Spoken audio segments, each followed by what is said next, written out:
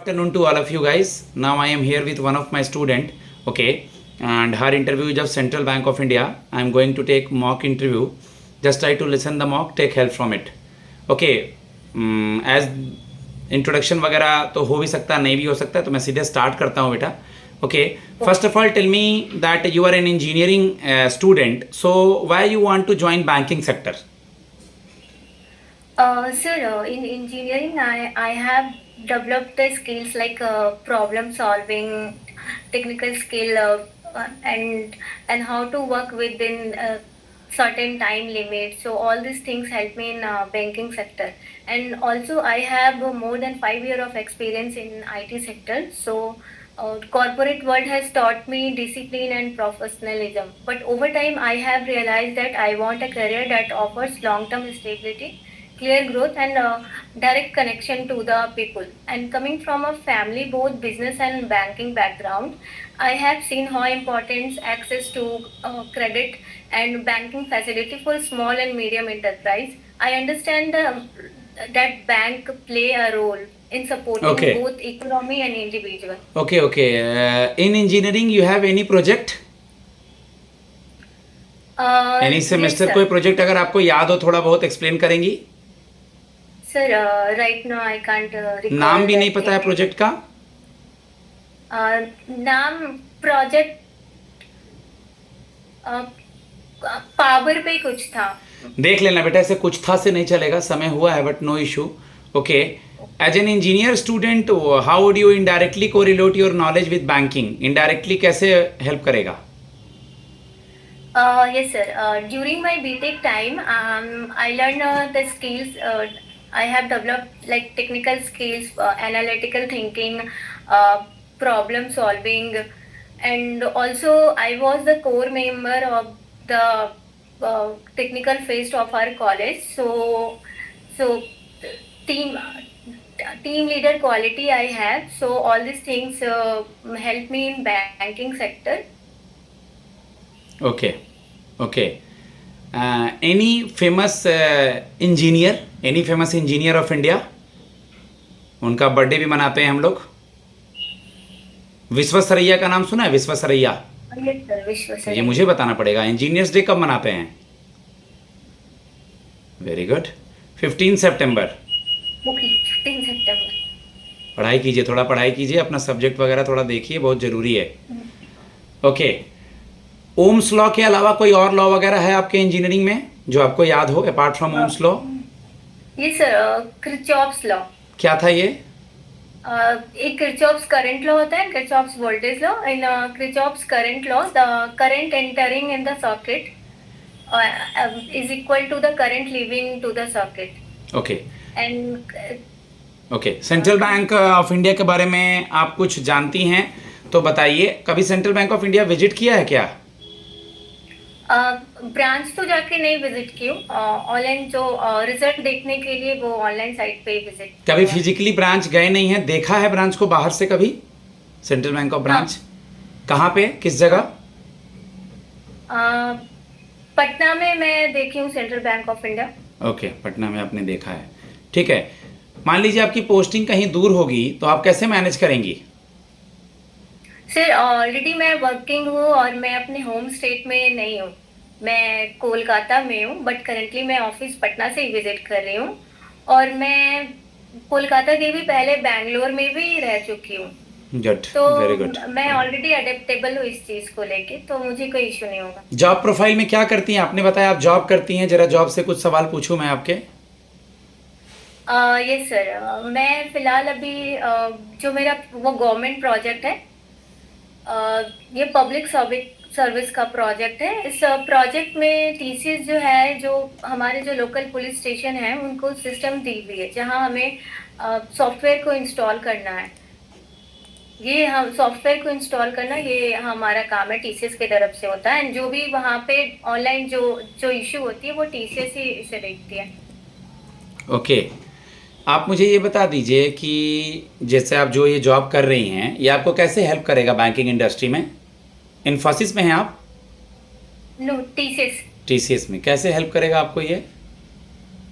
Sir actually job से तो हम लोग ऑलरेडी सीख चुके हैं, लाइक अगर हमारे पास वर्क ज़्यादा है एंड डे कम है तो ये प्रेशर ऑलरेडी मैं झेल चुकी हूँ, तो ये हेल्प करेगा। और फिलहाल मैं जिस प्रोजेक्ट में हूँ वहाँ पे मेरा पब्लिक से थोड़ा स्पीकिंग है, तो ये वहाँ कस्टमर से कांटेक्ट करने में इजी रहेगा। और जॉब का रिस्पॉन्सिबिलिटी एंड डिसिप्लिन मैं ठीक यहाँ है। से सीखी हूँ, इंजीनियरिंग तो करने के बाद, जॉब के बाद दोबारा से 1 साल पढ़ना पड़ेगा, तो ऐसा तो ना हो कि आप कल को एसबीआई पीओ या कुछ और जॉब लग जाए तो इसको छोड़ देंगी। इसको आप कैसे ले रही हैं पीजीडीवीएफ को?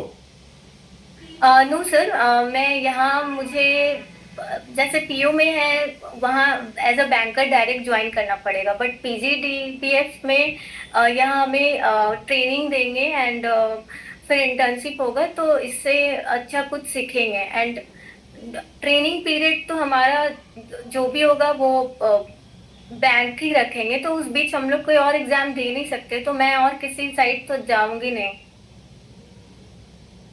ठीक है, ठीक है। आप मुझे बता दीजिए, आप टीसीएस के स्टूडेंट हैं, आपको कंप्यूटर का नॉलेज होना चाहिए, आप इंजीनियर भी हैं। फिशिंग क्या होता है? What is fishing? ये फिशिंग वो होता है जो हमारे ईमेल पे जो कुछ स्पैम आता है, लाइक कोई लिंक आता है, तो उससे जो मीन्स उससे जो लोग जाके लिंक को क्लियर करते हैं, बट वो फ्रॉड होता है। गुड, तो समझाना है, ये समझाना है, रुकना नहीं है। स्मिशिंग क्या होता है? स्मिशिंग, एस से स्मिशिंग। स्मिशिंग लाइक ये ईमेल हो गया, स्मिशिंग मीन्स कॉल आता है। मैसेज, नॉर्मल मैसेज के थ्रू स्मिशिंग होता है। Okay okay, sorry, normal message के थ्रू होता है। ओके। आपका हैकिंग और एथिकल हैकिंग में क्या डिफरेंस है? सर सॉरी, मैं एग्जैक्ट नहीं बता पाऊंगी, और अभी जानने। तुम बोल रही हो तुम टीसीएस में जॉब करती हो, तुमको हैकिंग के बारे में नहीं पता है? हैकिंग का यस सर। मतलब किसी को हैक कर लेना, किसी का डेटा वगैरह, और गलत तरीके से। एथिकल हैकिंग मतलब सरकार परमिशन दे रही है। थोड़ा दिमाग लगाओ, सीधे पैनल के सामने सॉरी कैसे बोल देती हो? ओके। गुस्सा करेंगे वो लोग। ठीक है। और तुम बता रही हो टीसीएस में हो, 5 साल से जॉब में हो, इंजीनियरिंग की हो, हैकिंग, एथिकल हैकिंग तो कितना ईजी था। Okay, what is blockchain technology? ये सर, ब्लॉकचेन टेक्नोलॉजी ये क्रिप्टो करेंसी में यूज होता है।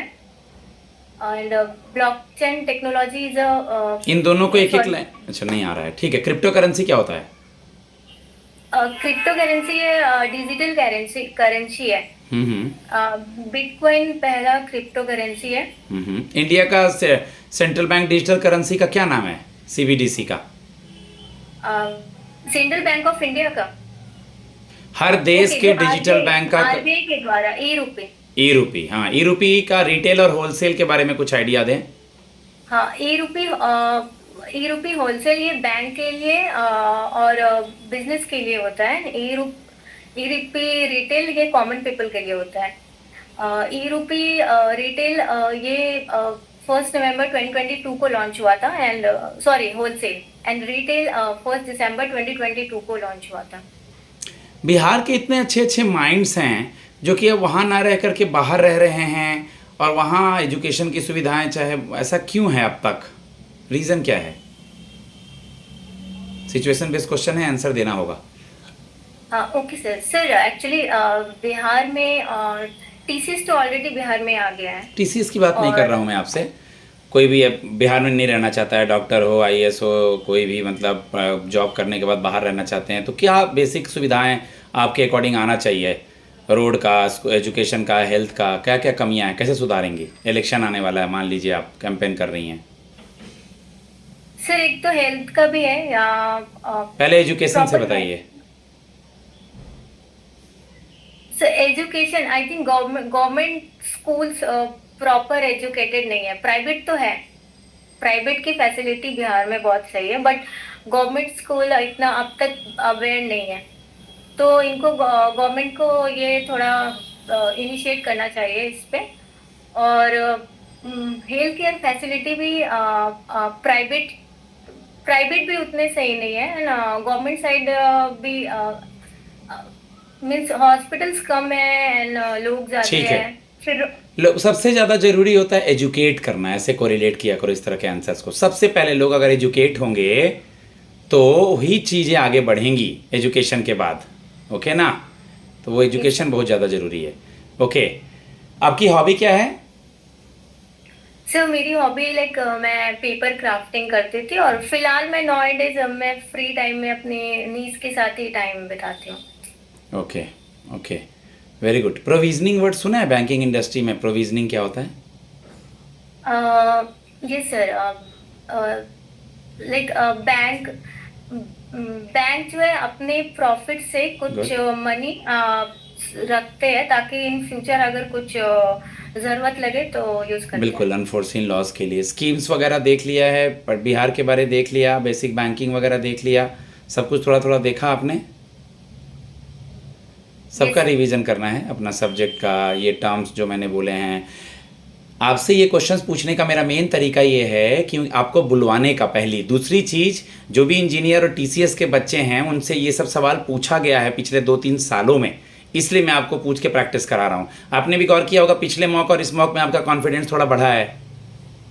Yes sir. ठीक है, तो ये आपको ऐसा लग रहा होगा कि सर मुझसे मेरे सब्जेक्ट पे ही क्यों पूछ रहे हैं, सर मेरे जॉब पे ही क्यों पूछ रहे हैं। तो सेंट्रल बैंक में पूछने के लिए कुछ रह ही नहीं जाता है। अभी आपको वो किस बेसिस पे हायर करेगा? किसी बंदे को केवल सेंट्रल बैंक ऑफ इंडिया पूछ के छोड़ देगा तो जज कर लेगा बेटा? वो बताओ।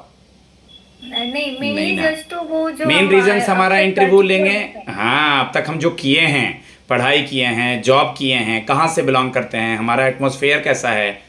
ठीक है, हम आपको फीडबैक देते हैं। हम जनरली फीडबैक देते नहीं है, लेकिन ये लोग रिकॉर्डिंग में बच्चे सुन रहे हैं। लास्ट सवाल बेटा, प्रेशर है काम का, वर्कलोड भी है, तो कैसे मैनेज करेंगी बिना टेंशन लिए? सर मैं मीन्स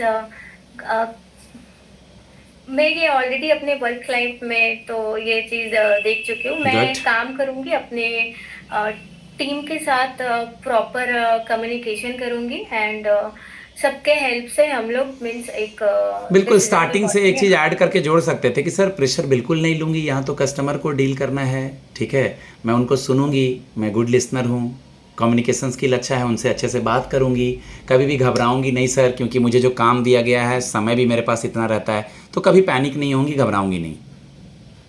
गाइज, मैं अपने स्टूडेंट को फीडबैक देता हूँ। मेरा नंबर है 7503235358। आप लोग इंटरव्यू के लिए कॉन्टैक्ट कर सकते हैं। धन्यवाद।